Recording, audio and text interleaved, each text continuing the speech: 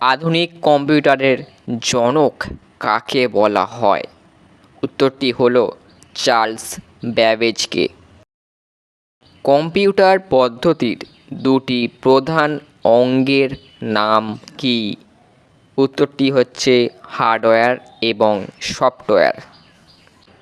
কম্পিউটারের স্মৃতি কয় প্রকারের? উত্তরটি হচ্ছে 2 প্রকারের। কোন কোম্পানি সর্বপ্রথম হার্ড ডিস্ক তৈরি করেন? উত্তরটি হচ্ছে IBM, অর্থাৎ ইন্টারন্যাশনাল বিজনেস মেশিন। কত সালে প্রথম হার্ড ডিস্ক তৈরি হয়? উত্তর হচ্ছে 1956 সালে। কম্পিউটার শব্দের অর্থ কী? উত্তর হচ্ছে গণনাকারী যন্ত্র। LCDর অর্থ কী? উত্তর হচ্ছে লিকুইড ক্রিস্টাল ডিসপ্লে।